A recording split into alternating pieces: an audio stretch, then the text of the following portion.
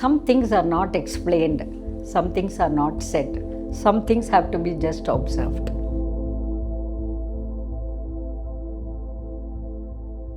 After a long time of training, 2006, I was in Rishikesh, and I was near the Ganges. I had a workshop.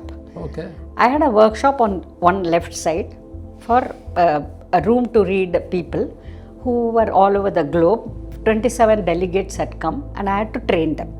3 days training. Training storytelling. Training storytelling. Oh, okay. Training people who are dealing with the book reading and so they were mixed group. They found a place only in Rishikesh. So here I am training them. On the other side was Swami Dayanand Saraswati, Yes. another hall. There he is doing Bhagavad Gita. He is having his discourses. Now there is a common kitchen. So when I came to that common kitchen, there was a Yogi. He was serving food for everyone.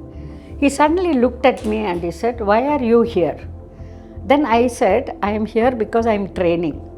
Then he said, "Your room is not too far. I will take you to Swami Dayanand this evening. Come." So he took me, he introduced Swami Dayanand Saraswati. That day was the last day of this Bhagavad Gita. He said, "You come and tell a story." I said, "Arey," I said, "What? How? I mean, I am not good with Sanskrit. I have no idea of Bhagavad Gita, and I am just doing training." No, we don't want too much knowledgeable people, he said. "Please come and tell a simple story." So you won't believe, in front of the gathering, I told the story of a crow, the thirsty crow story. That crow, I said that he was thirsty in Bangalore, and everyone was teasing that crow, saying that, you're black and dirty and horrible. And the crow was had a complex. Said, "Oh my God, I'm dark and black and I'm no good." But then this pamphlet comes. That is Swami Dayanand is giving lectures in Rishikesh. Okay. So the crow decides to go to Rishikesh. So every day he comes, sits by the windowsill and listens to Dayanandji's lectures.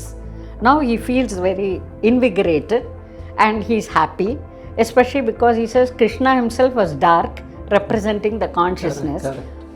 After that, the crow goes ka, ka, ka, ka, dips into the Ganges, drinks that water and comes back, thanks Dayanand Saraswati from the windowsill and goes back confidently and happily back.